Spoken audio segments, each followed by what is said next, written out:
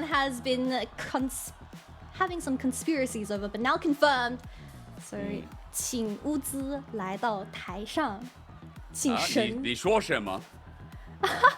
So there's this kind of trend that when you hover Vayne in a professional game, you're welcoming Uzi and borrowing the spirit of Uzi into their competitive match. Okay, well, thank you very much for that. Otherwise, I would have been completely clueless. As I want to talk about this draft because EDG have first picked Vi, normally banned away. But Kitty, I think the more interesting thing is they just gave away K'Sante and Meiko if they choose to play it. But maybe EDG want to give Ruler a bit of priority here. Even with something like the Zeri available, they're like, yeah, nah, forget it. K'Sante, they are going to leave. Interesting. So we see a lot of high priority towards this Aphelios pick, which is exactly what JDG is going to secure. So I wouldn't be surprised if they want to look for something like the Nautilus, where you do have great setup in that bottom side. But it is going to be the blind Ahri. I believe we saw this kind of priority coming out of OMG from a series earlier. But of course, as a natural counter, the Nico is still left open via Nico secure for the side of EDG this draft. And also K'Sante is going amazing so far for EDG. This insane 3-pick. I mean, EDG have just been given flash of the pan, right? Wukong in the response. Same old pick draft, but like EDG must be pretty happy, Kitty, considering those 3 champions are banned away at least 80% of games in the LPL. More support bans coming out of JDG. They really want to narrow down Meiko's ability to enable the Snake to have a decent time in that bottom side. But like you said, taking away this Aphelios for the side of JDG, that does leave open something like the Jinx, but she is very vulnerable when it comes to those team fights, and it exposes kind of your weakness of your positioning, especially for the Snake in his game 1. So they're going to take away the Malphite, which is a huge problem for someone like a hyper carry to deal with, so that's really smart. But my biggest question is, what is JDG going to pick for that top lane? Because 369, we know that he's the most well-rounded top laner we have in the world right now. Well, Ala, he has been showing a little bit of cracks when it comes to his laning phase, often giving a lot of kills over to the enemy team. True. I mean, Ala's been someone who's picked up carry top laners, I feel like, has also been flexible enough with tanks. So he can go either way, but we know already, Kitty, is going to be something, we know it's going to be the K'Sante, excuse me, but it's just about how he survives through. For JDG, what options are they going to have? We've already seen the Malphite ban, as you alluded to and talked us through. But on the other side, Brom instead. Does that mean we're looking at Jinx? What are we looking at? Ignore the Vayne hover for now from JDG. I'm more curious about JDG 4 here. Because, Kitty, no support, no top laner. You talked about it. Maybe 369 counter pick instead, giving Missing a crucial pick tool to run with JDG's comp. Yeah, this is going to be the Thresh getting locked in for Missing in this game 1, but I believe we get it before we started this series. It was Ruler on Twitter. Sorry, I was on Twitter. I know Kaz has used Twitter as well. But even Ruler was hyped about Uzi's announcement from LPL English. So that is just how much respect we have on that player, which is going to be naturally responded with the Jinx getting locked in by the Snake for this game 1. So hopefully he is going to have a banger of a time because he needs all the help he can get. But Meiko on something like the Nautilus, great setup for this game 1. A lot of lockdown and single target lockdown, which can shut down Ruler very early on in the game. Oh, it's a pick for Meiko that's worked so well through the ages as well, especially with Thresh. CC yourself in lane, get a free hook at the same time as well. The hovers continue here, but we know that now it's counterpick for the top side. 369 is someone who plays things like Renekton. He pulls out things like the Ornn. I'm not even going to say Renekton ever again because we knew it was going to be a tank this season. 369 gets himself into favor. And Kitty, I have to say, 369 Ornn has been the best Ornn this split by far. It has been insane, and I'm excited to see it again, which is not something you say out of Ornn players in the Rift. Yeah, especially having that Malphite getting taken away, Ornn is going to be the next best top laner that can shut down hyper carries like Jinx in this game 1. So we have a lot of focus in terms of gap closing for the side of JDG, having that Ahri and Wukong available for both Kanavi and Knight, and this as a duo is exactly what made this mid and jungle of JDG so potent when it came to those international stages, because they get that push in the mid lane and they just instantly rotate and play around Ruler throughout that bottom side. So hopefully EDG, they're going to be able to cover for the Snake in his debut game in the LPL. It's a big one going up against JDG. It is such a hard ask for not only EDG fans, but for the team itself. bringing in this fresh face from the LDL who's barely experienced competitive play and putting him up against Ruler, Knight, Kanavi, missing in 369. It's JDG, your MSI champions, who've come back and maybe not looked the cleanest, but in performance, they still edge out the wins. LGD, OMG, LNG, they've beat them all. Weibo, their only loss so far, but sitting 3-1 near the top of the standings. We'd expect it's up to EDG to disrupt them. Welcome in the Snake. I don't know how long he's going to be here for, as we heard the news earlier on, but it is about this man today because he is stepping into some mighty big shoes for EDG's AD carry Leave, who's no longer on this roster, or at least in a fighting position. EDG versus JDG just spiced up by that little known fact, as we hear the Jios in JDG's home arena with 1,600 people. Look at it. There's a VIP box up there. Packed. Even the Holy VIP crap. section is packed. I want to be there, but of course, we will be spectating from afar as we have a lot of truces happening in our top laners in the two previous series, which is great as chaos is about to be ensued between these two teams. But I do want to highlight that JDG getting a lot of their comfort picks. Kanavi, the best Wukong we've seen so far for 2023. So we'll have to wait and see how Jiejie is going to be able to deny a lot of these flank angles that JDG have been so prone to be known for. But I also want to credit Jiejie. I think he is the most consistent player of EDG so far in the summer split, and it really just depends on if his side lanes can hold out until that point that allows Jiejie to make those angles onto the side lanes and get those ganks online. I mean, great setup on that note as well, right? FoFo, Arla, same deal. We are going to have a 1v1 of tank busters. Oh, the boys. All right, 369 versus Arla. Actually, hang on. Flip here could be pretty good as Arla takes an equal trade back. Measures there. Passive, half HP. Grasp, okay. I love it. Absolutely love it to start off. Great trade coming out of Ala as well as both top laners starting that D shield. So it really just depends on if these junglers want to play towards his top side. But I'm more than sure that we're going to have chaos ensue towards his bottom side. We have both the Thresh and the Nautilus having great setup potential when it does come to those ganks. But the difference is that the Snake has something like the Cleanse to deny those gank angles going over towards the side of JDG. Also, potential picks from this Ahri as well from those charms. So it's going to be about execution as Ruler, he has decided to go with the Ghost, which can play with a lot of space, especially if you avoid that initial engage from the Nico and Vi in these team fights. Yeah, I mean, if he doesn't get all out as well, Ruler has a real chance to join up with the rest of JDG. That's later on. I want to talk a little bit about laning phase here because EDG priority in bot here. You can see Kanavi going to hover around at the level 3 Wukong, but EDG not over pushing. That's the strength and experience from a player like Meiko. A great voice on Edward Gaming. Now the only one there, but as I say that, Dred's line, he's going to be flayed in. He flashes away from Kanavi, but Kanavi able to follow this one up, and the range should be there. Targeted down, dead for first blood is the Snake. Looking for his first reset, his first kill of the LPL. Jieje's here as the flash comes out, but it's a numbers disadvantage. They're still trying to kill Missing. Get this reset. The Snake is going to get it. He's excited. The Snake! There's his first blood, his first kill. Both AD carries alive, but double buff and the ability to kill Ruler as EDG make it an even trade. Double kills and double buffs going into the pockets of the Snake after that chaotic 3v3 that happened, with JDG being the ones, being the initiators, as we have Missing having that lantern that allows Kanavi to join in into the whole mix of things. But this Jinx, she's excited and she is going to have a great start to this early game. And again, for the Snake, that's what you want. You want what would be your weakest player finding an angle here in this game. No Summoners burnt from that as well, Kitty. As we look at the replay, and it was after EDG stepped up to this wave with a good flay from flashing. Yeah, they used a lot of those resources onto Meiko, where he was able to get some space with that hook connecting onto the wall as Jiejie making his way towards his bottom side. I was honestly expecting a flash Q out of Jiejie just to get the deal done. But you see Ruler predicting that flash not going to happen as the Snake, although out of mana, he picks up 2 kills. But I think Kanavi looking for something this top side as we have in the bottom left corner. Arla has flash available, but 369 against the wall. Arla's in such a bad position. This can be an easy knockup, but it depends on the Q as knocked away. He flashes still. The damage from Kanavi might not be enough as a flip back into the turret is too dangerous. Arla at least burnt from his summoner, and it didn't cost JDG a thing.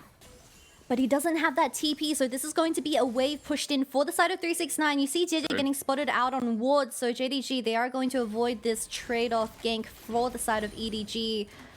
Unless this hook lands, I don't think it is going to, but Arla, he's going to lose out on at least a wave in that top side. Will make a difference. Kitty, I want to mention that that's the only wave that seems to be struggling right now. 369 going to get a plate here, so JDG should move into the lead, but further to my point, all the other lanes doing fine. CS building up here on the bottom side. It is also a built-up wave, so maybe not as accurate as what 20 CS looks like right now. But FoFo through mid, 10 CS on this Meiko matchup. And with the Dragon going down as well, EDG's early game, Kitty, looking pretty swell. Yeah, it's so crazy to me that JDG drafts, the common trend is that they are willing to let open this Meiko champion. FoFo looking for something, predicted by Knight, ulting away with that Spirit Rush. But that's a huge engage tool out of the way for EDG with the Rift Herald spawning in 2 minutes. So JDG want to force something. FoFo doesn't have the correct angle. But like you said, the amount of lane party that Nico is able to provide for Jiejie to work of, securing that first dragon into the pockets of EDG. So far, so good. It's always crazy when I see a Nico try and ult an Ahri. I guess trying to find that window. I'm not sure if he knew that Knight was 6, but seeing Nico's try and ult Ahri, I think, man, you got to have, like, old man hysterics hands, you know, to not see that one coming, to not press your R button and just get out of there. I'm glad Knight is not as old as myself. Kitty, I know you're, like, 7 years younger than me, so, you know, you would have gotten out of that as well. Well done. But, hey, at the very least, ult for ult. No? Nah, I don't count my minions either, which is something so annoying that players have to adapt to with the current alteration of Nico, as we do have the Rift Herald spawning in 1 minute, but like I've been saying, FoFo not having that flash available, and JDG with the amount of mobility between Wukong and Ahri, it's going to be a little bit hard to lock down, so Jiejie is also slowly working towards that level 6, as he does hit it on one more camp, I believe. Whoa. Their sentence there. Gravitum is here too, Kitty, so just watch Ruler. Then goes to the Crescendum, but unable to follow this one up. Still scared of the auto attack potential with Ignite from Meiko. The Snake also backs this one off as Ruler are missing. Just collect the wave. Still 10 CS behind as a bit of a reset timing here for the bottom lane of EDG as well. And that's going to be 30 seconds away from Herald. Let's see what the movement looks like as JDG Ruler are missing. Stick around. It does seem like that both junglers hovering towards his bottom side as Ruler gets his wave pushed in, but I wouldn't be surprised if missing resets with this tempo and just rotates slowly towards that top side and force a Rift Herald getting picked up by JDG and then having that Rift Herald into the pockets, or at least create plates for Ruler at the very end. But we'll have to wait and see, as we do have level 6s coming online for both Kanavi and Jiejie. But the biggest difference, once again, is how EDG approaches this top side, because they currently don't have any vision on this Rift Herald, while JDG, they have both vision on the Rift Herald and this bottom side river. Well, as they move up, I was just going to say as Kanavi moves up, he's kind of alone, and he's fine because Knight having priority, Ruler missing, both moving. All G. The Snake moving to bot side. How quick he's going to be, though, because this Herald should only last for about 5 seconds longer. And Kitty, I have some good news for you. For EDG, is it good news? Oh, yes, it is. If the Snake is still playing, they verse Weibo in week 7. That means we will have the Snake versus the Shy. What a banger! Completely irrelevant, but just knowing my brain, that's where it took me. And I cannot wait. If that's still happening, even if Uzi's there, please play the Snake versus the Shy. I'm looking forward to it. Anyway, Kitty, Herald topside. And JDG just going to drop this one down with Ruler. I think that's first turret blood for free.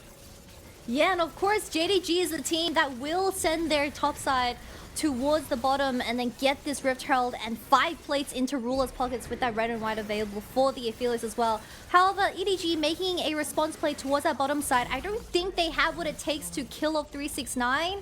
They don't have the damage. I'm pretty sure about this. But he is going to slowly walk towards that, as it is going to be a 3 for 5 plate trade. So at least the Snake gets solo plating. Kitty, I think that's what we need to look at, is that this Jinx gets it all by herself with Meiko not stepping in. But still on that top side, first turret blood, the gold value for the whole team is massive. JDG now ahead by 1,000 despite kills being even. It'll just be about what the Snake can get else on this bottom side too. Jiejie going to take away the Wolf. That was so rudely interrupted. But I want to ask you a little bit about what changes in the map now. Now that this turret's down, Kitty, What changes for JDG after picking that up? I mean, JDG, they are having an excellent macro game so far because you already see that they secured that Rift Herald, got rid of the top tier 1 tower, now sending all of their members towards this bottom side. They want to look for this dragon, which is going to be coming up very soon. And something that we also need to highlight is that LPL teams, they've been doing a lot of this strat where they do secure the Rift Herald very early on at 9 minutes, getting 5 plates into Ruler's pocket. So he's going to get an extremely early item spike for this upcoming fight. I don't think he has it just quite yet, but we do have a lot of vision set up for the side of JDG, while FoFo, he has that flash available, so it's going to be a very big question on how they approach this upcoming dragon, because once Ruler backs, that's where chaos will ensue. True. I want to see the comparison because Noon Quiver, recurve bow, the Snake in a pretty good position himself, and again, those plates individually mean so much. We'll see what else he can get as he gets a push in because Ruler's lost his support. Meanwhile, where EDG, now that they have that shove themselves, Meiko and the Snake running towards this dragon. We've got 4 members bot, Kitty. This should be an easy start, but will they be able to complete it? I don't think JDG Oh, are going to let go of this. Yes, they do. Yeah, right answer, but Missing's already dead. Pop doesn't come through. FoFo gets the edges. Over the wall, Ruler's not able to join in, only on 1 target for now. They find the pick that finds the reset. The Snake now caught out as well, but here comes Cassante. Arla trying to do his best, but the Snake over the wall, the range, not enough. JDG explode on him. Out of nowhere, Knight just activates. And that's 5 Dark Seal stacks going into Knight's pockets. I'm expecting a book for this game 1, but like you said, JDG playing up their space, having this Wukong and Ari, getting those resets online for this mid laner, and that is going to be a huge win for the side of JDG. But we'll have another look because EDG, they were the first ones to initiate onto Ruler, but Ruler having that flash available just spaced FoFo out. You see so many ultimates committed towards his ADC, but no follow-up whatsoever, and 369 getting a 2-man on ultimate just meant that he had so much time for a Knight to just get those resets online. Running free. A shame that nothing was able to be done. I mean, FoFo not getting the full value of the ulti either. Hurts a lot with Knight, as you said. He's not going to get the book now. He's got only a chapter of it.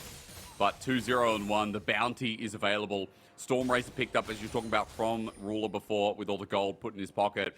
JDG, gold lead is back to about 1,000 and a bit. But still, I think the more important thing is they stop the dragon stacking here, Kitty. For EDG, who already picked up the first one nice and early. I'm pretty surprised that the Snake has decided to go Kraken Slayer for this game 1 because we've been saying how JDG, they have great gap closing abilities with this Ari, Wukong, and Ornn getting locked in for that side. So without that flash available, I'm not too sure how Jinx is going to survive in these team fights, especially if Knight is going to consistently find those angles with that ultimate reset and close the gap even further. Oh, they're going to be spotted out in the bottom side. Missing and Ruler aware. Ladies and gentlemen at home, also aware that gold is pretty neck and neck, or at least enough of.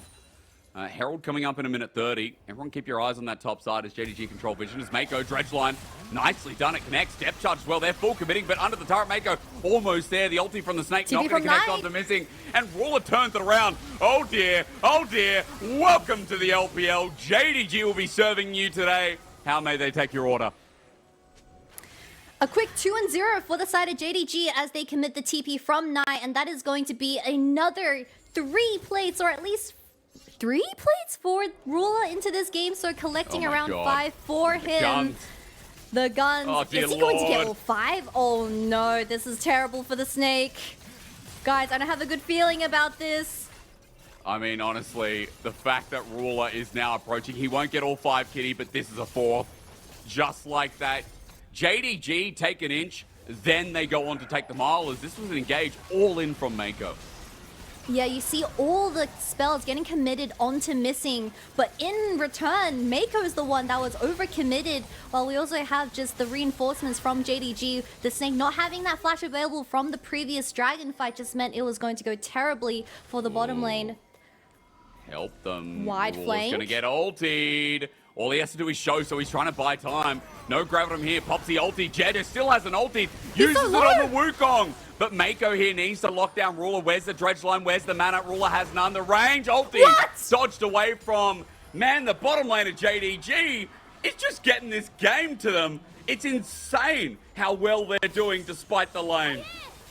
Ruler is just breaking the Snake's ankles. I don't know how he was managing to dodge out that Jinxel with the bare minimum of a ghost, but they trade 1-for-1 at the end, while EDG, they're the ones committing 4 people towards that bottom side. I cannot believe that JDG's bottom lane are now in such a comfortable position. It's play after play. EDG tried to force down their kitty, but every time it's Knight TPing in, it's return of Kanavi. Knight walks down anyway. Like, JDG working as a unit, this is what we remember at MSI. If you want to skirmish with them, go right ahead. Do you think they care? Absolutely not. They're team fighting, they're skirmishing, some of the best in the league, and even here against EDG, this early game has been all about it. Yeah, most definitely, as we have Knight now sitting on that 3-0, and of course Ruler 2-0. They do have to give up the Rift Herald as they committed 2 people to cover for this bottom side, but I'm sure they're more than happy for that. I think Meiko wanted the cannon, but it unfortunately died, so that was a very sad sight to see, especially for a support main. Don't look top lane. Top lane is just Fridge versus Fridge, as the plates have already died. Always look top lane. Everybody loves Samsung versus LG. I mean, cameraman should be up there right now. Actually, Arla's taking turret shots. I'm not sure what happened there. 369 obviously lured him in, because any great Cassante player loves being lured anyway. But the problem is, Kitty, top side is a lot of fun in the sun. But bottom lane, I mean, JDG are running the map. Look how deep Knight is starting to go. And jungle's not even that safe anymore for EDG. Yeah, I feel like in the 2 previous skirmishes that we've seen so far from EDG, Jiejie is the one going in and getting instantly one-shot by the side of JDG, and that is just Ruler having really good spacing on the Aphelios and kind of letting Jiejie putting him in a very awkward position, but it is going to get the Rift Herald for the mid lane. I don't think it's going to kill the tower, so they're more than happy to just finish it off afterwards. But once again, all eyes on FoFo. He has that flash available. He has the proto burst as well. We want to see some creativity out of EDG, because in their series up against top esports, it was supposedly a 2-0, but in that game too, we didn't see this Meiko used to its full potential. As speaking of which, 369 again. Oh, beautiful ulti coordination. They punish him a minute window. The Snake isn't even able to flash as Graviton ulti gets him. FoFo lucky to be alive. Meanwhile, Kanavi's dealing with the rest, as that is the weakest Cassante I have seen this year. And JDG giving nothing over to EDG, not even a window of time. And guys, the Snake, with the start that he was given, when you're up against 369 and he's piloting the Ornn, you're going to expect yourself to be getting that fat CC to your face. He had that flash available, but like I said, not having the Gale Force, it is going to be so tough, as he was hovering towards that top side with very little vision. So it was just a bit of a mispositioning, and I think that was the biggest mistake of locking in this Jinx, is your weaknesses of this ADC of a hyper carry, but there's more fighting in this top side. I believe it's 369 dying. Yeah, he did die. I got to say, in that replay, he cleansed early.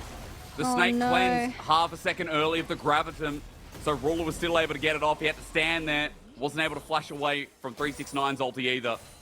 And the Snake just goes down. Unfortunate, but again, nerves on a big stage. I mean, you're in JDG's home arena. You're playing your first ever LPL game versus this team.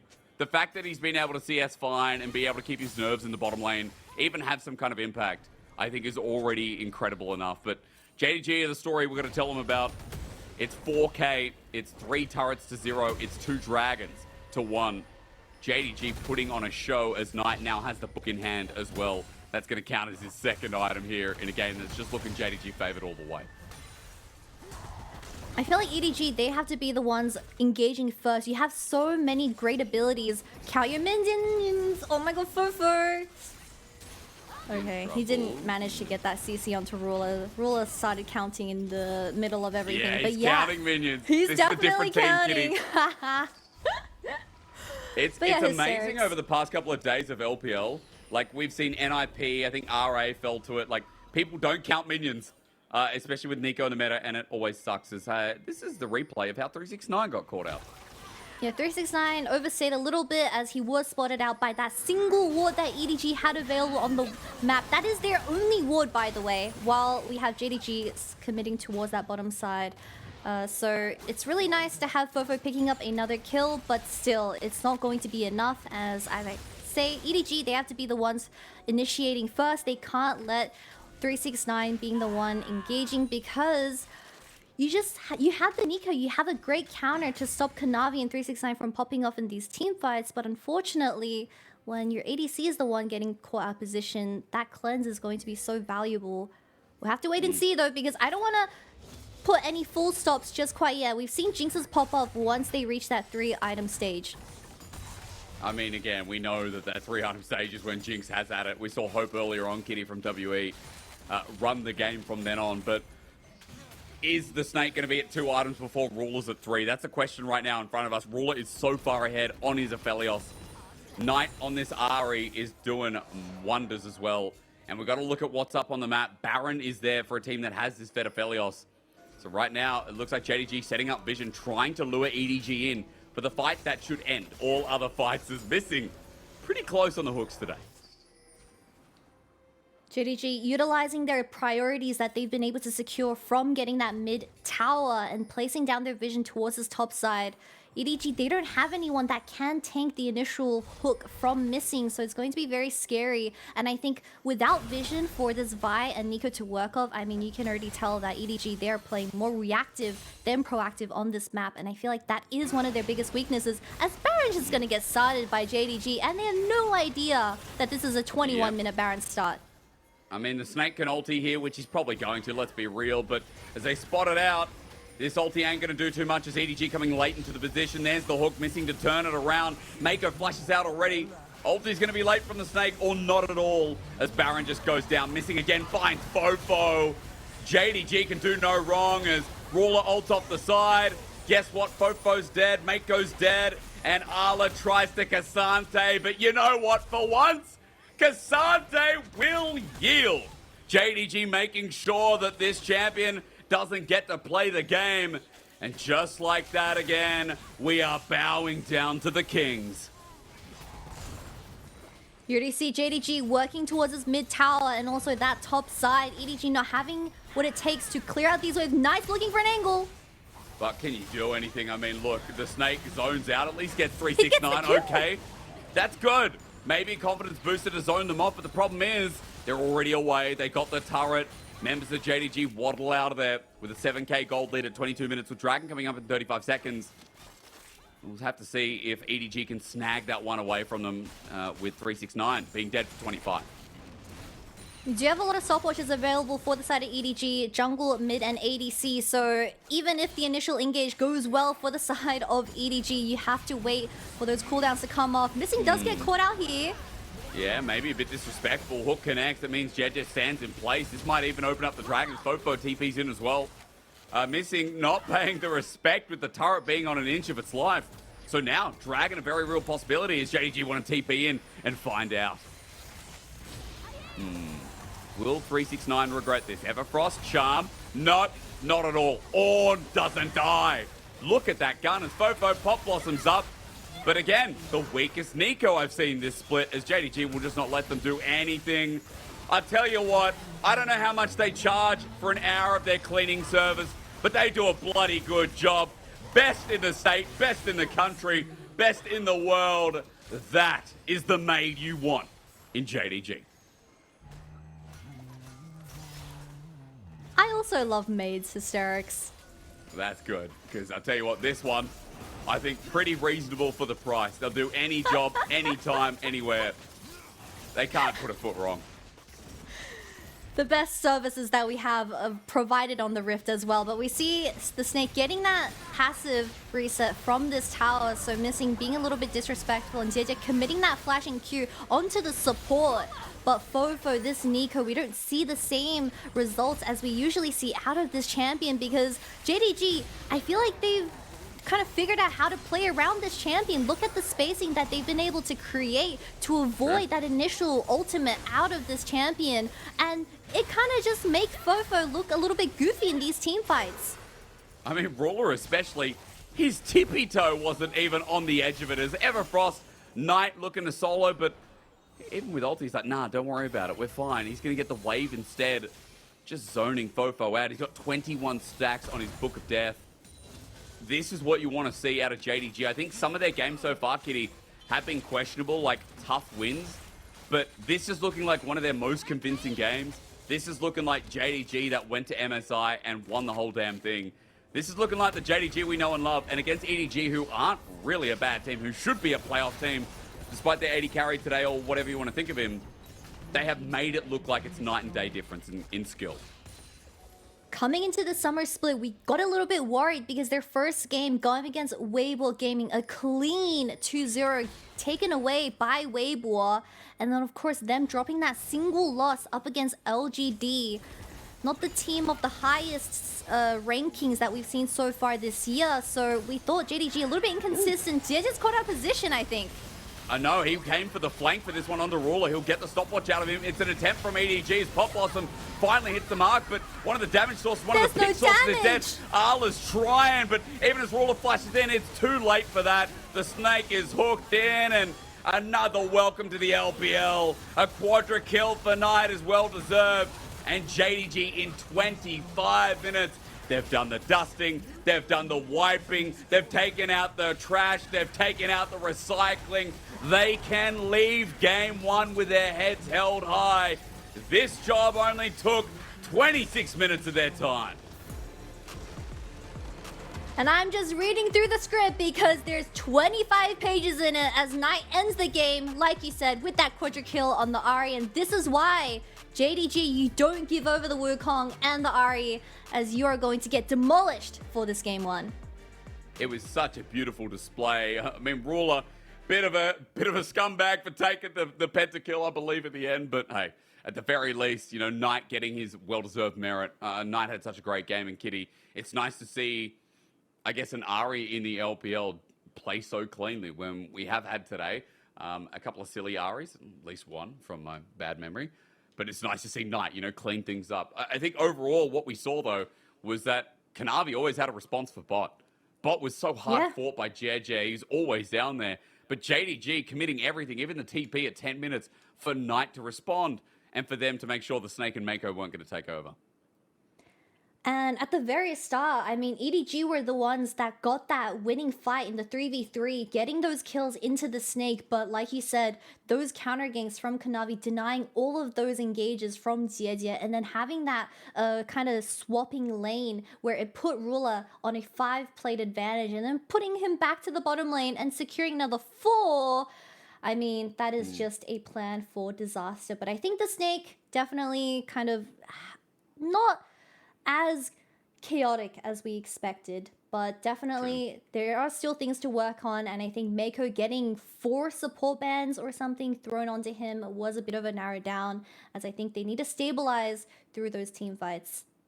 Yeah, look, I mean, I can understand why, but yeah, there needs to be more stability, more to your point, because for EDG, when they're running an 80 carry who obviously wants to play hyper carries, obviously wants to play a bit more front to back, surely Arla and FoFo need to set that up a little bit better. Surely EDG's draft need to adjust a little bit.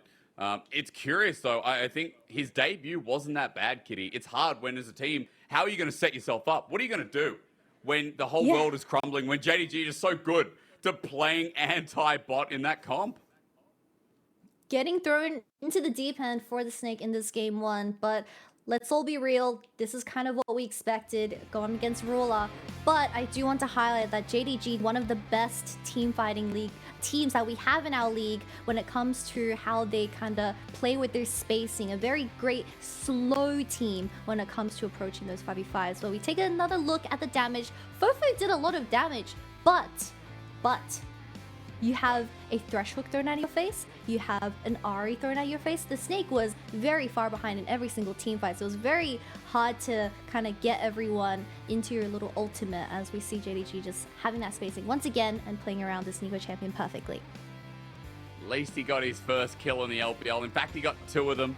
And actually did the most damage here, as you'd expect in this comp. But we'll see how EDG's draft changes for game 2, because for 369, for people like Knight, like, they got comfort here. Kanavi, you could say the same. Ruler, of course, on Aphelios.